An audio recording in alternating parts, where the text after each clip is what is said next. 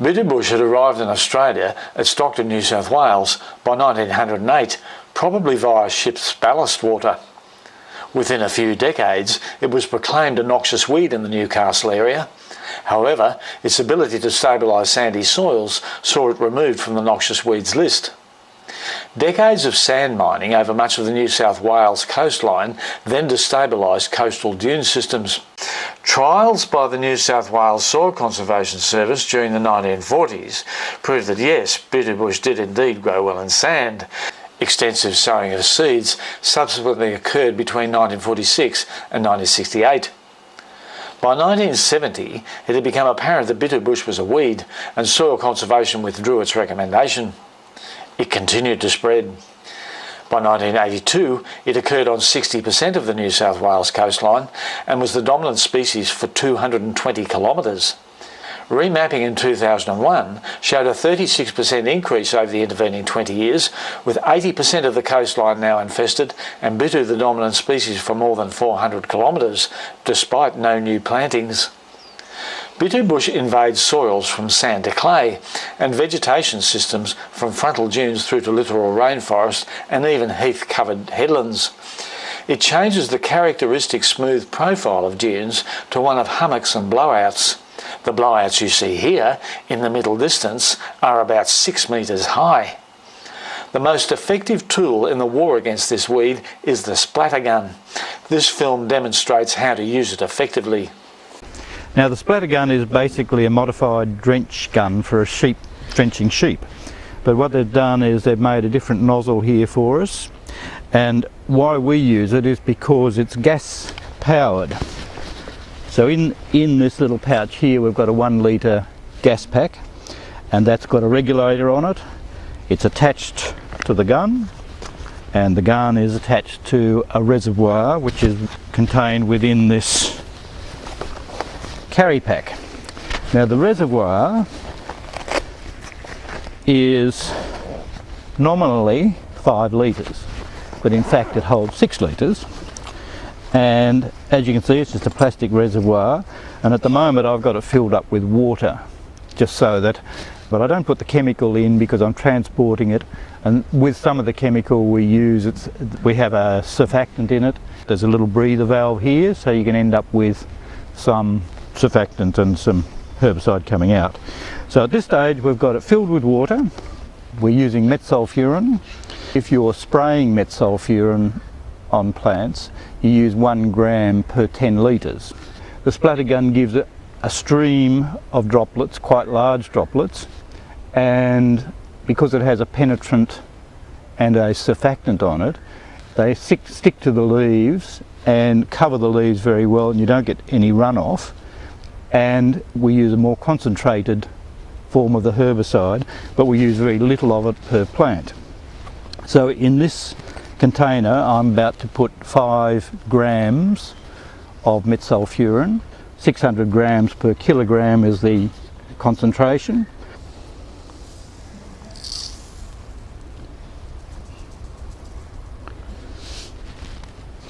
So that is 5 grams of metsulfuron, and that's enough to do a 5 litre backpack, and with a 5 litre backpack we can cover a very big area. If you put it in directly into there, sometimes it won't dissolve properly unless you agitate it, and it can clog up the splatter gun. So what I'm going to do is pour this into here, and you'll see I've got rubberized gloves.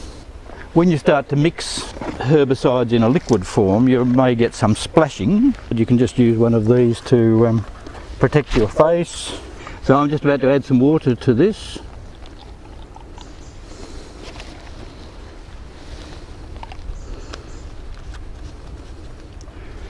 It's got a little top on it. I just shake that to make sure it dissolves.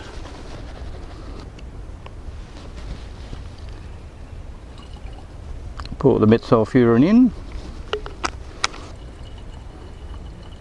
When you're splattering, you want to be able to see which plants you've done.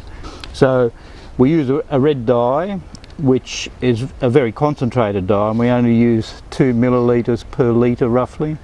So it's not a critical amount. The other thing we're going to put in is a penetrant surfactant, and that helps it stick to the leaves and also helps it penetrate. And that's probably important at the moment because it's been very dry for the last 6 weeks, and in this area where you're getting a lot of salt spray onto the leaves, you get a build-up of salt on the leaves, and so if it can be that the plant doesn't absorb the chemical very well, so the penetrant makes that much more effective, makes the herbicide more effective. So again, this is 2 mils per litre, so that's a 5 mil. I'll do it into here so that you can see. So there you go, it's a fairly small amount. And as I'm walking around, that will agitate the herbicide. And there we have the mix. We can adjust the amount of herbicide that's ejected every time we pull the trigger. And so it goes from 50 millimetres down to I think 10 millimetres. I'll adjust it down to 30 millilitres so that we can demonstrate what that looks like when we're applying it to a plant. 150 millimetres is 5 of these, so it's 1, 2, 3, 4, 5. So that's quite a bit. But the good thing about this, the splatter gun, is I can be pretty accurate. If you can see here, you've got the acacia growing and the Bitou bush growing. What I do is I walk around just having a look to see if there's an area where all I can see is Bitou bush, and I'm pretty happy that I could hit at this angle all that Bitou bush, and I probably only need to go 60 mil, I reckon. So I've got a bit of a breeze blowing, but it's not going to blow back.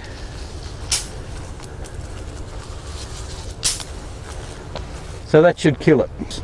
We can do, you know, maybe half a hectare with this in a day, and then come back in, you know, 6 weeks, 2 months time. If there's any that we've missed, we just come back and do them, and then we might leave it for a year because the plants themselves are not going to be up and flowering and seeding. So we then just come back and observe what's happened, and usually you'll get quite a good coverage of native plants. But again, the good thing with this is you can go in, and if you just see one plant in amongst them, you can do that, and that's all you need to do to kill that plant. So that was about 50 mil I just used there. Because it's metsulfuron, it'll take 6 weeks before it's obviously dead. It's not even like 100% no, coverage. No. It's like maybe what, 40-50% Yep. coverage, or if that. Because this is 10 times the concentration, and Bitou bush is very susceptible. So to do a large area like this, if you were spraying it, you've got to get up fairly close. But here,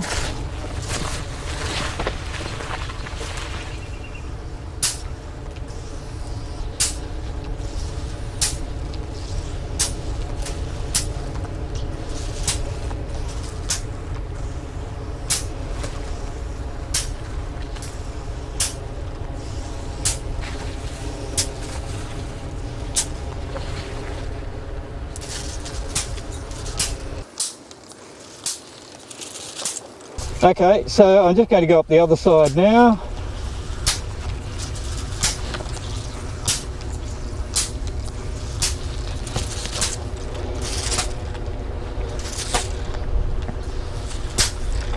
And that's pretty well it.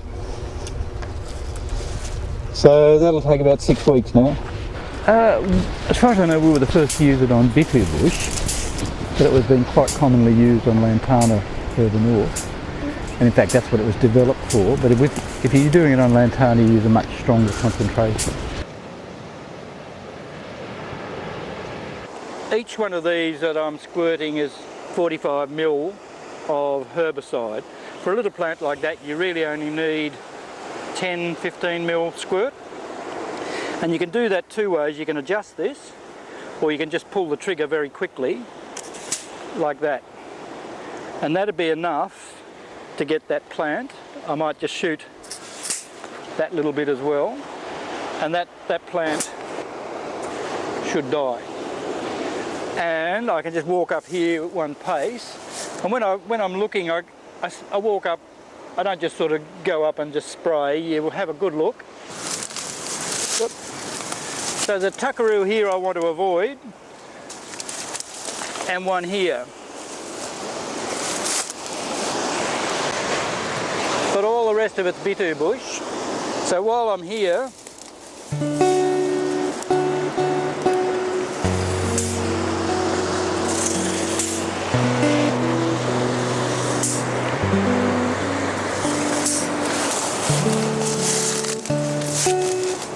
and it's good to stand a bit away because you can get a bit of better spray. Yep.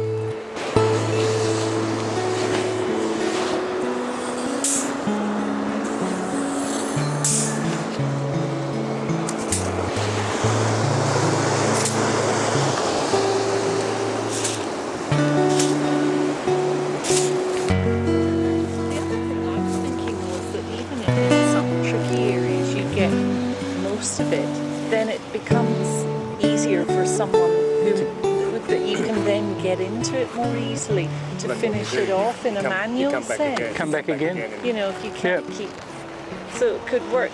You know, both methods could complement each other, but this is definitely a lot more. Well, we've been through here. This is probably the third. This will be the third time we've worked through here. This was all Bitou bush. Everything that was open. Impenetrable then. It was. Without you coming in and doing this. Yeah, you couldn't get through here, and you can see there's still the dead Bitou bush on the other side here, and so now we're coming back and we're just hitting those odd ones that we've missed. It's an old one that's been poisoned. There's a young one come up.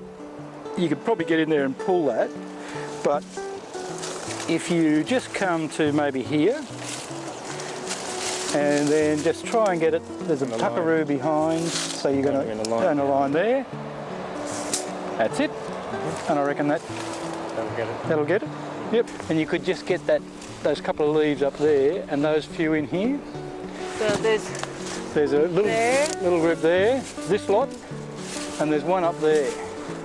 So I'll just show you this one. So what I do with that one? I see. Yes. That's like that, and then just go like that. Now do I have to stand back a little bit there for that one, yep. So originally this whole slope was this high in Bitou bush 2 years ago, and it was just a green, I'll show you the photos, it was just a green rolling mass of Bitou.